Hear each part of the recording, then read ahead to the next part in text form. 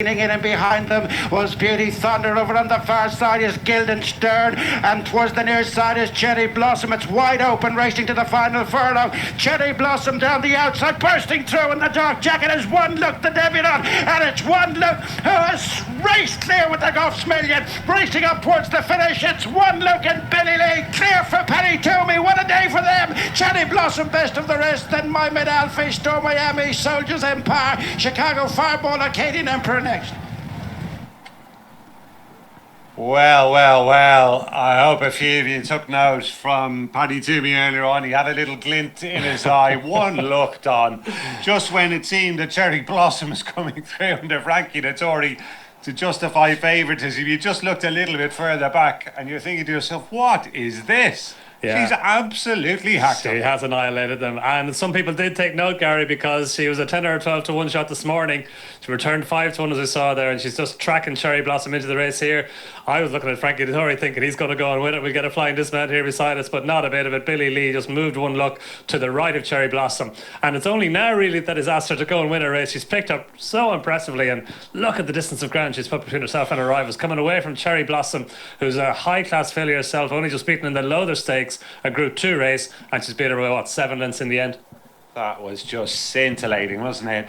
And Paddy has clearly found another star in the making here. He's got a lot of nice 2-year-olds. You can see Dettori looking across after the line there. What in the name of God happened there? Yeah, 5 to 1 she returns. You'd almost go so far as to say she might not ever be that price again, Don, the way she's won that. What a performance. Like, visually, Gary, look at it, just we're looking at it straight away after the race, and visually it looks so impressive, but the substance is there as well. My Mate Alfie ran a big race. He's got a rating of 96. Cherry Blossom, she's got a rating of 101.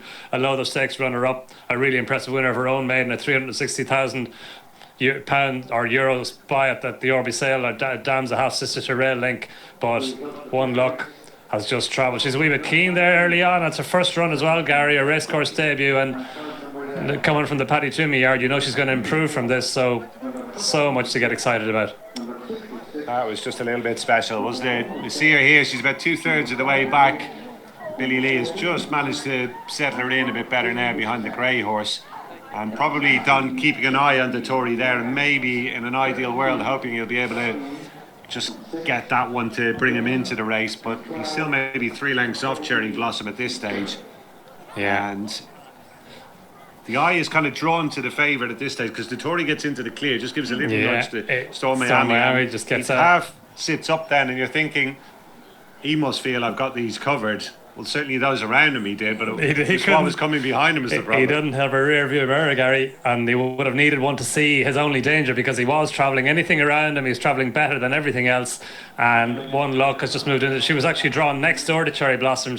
One Look was in 17, Cherry Blossom in 18, and I'm sure that was Billy Lee's plan, just to track Cherry Blossom through. He kind of got a wee bit behind her early on, but he had to do that in order to get her to settle because you saw she was a wee bit free, but that's understandable. It's the first day at school, and yeah, what happened after that through the final furlong, that's so impressive.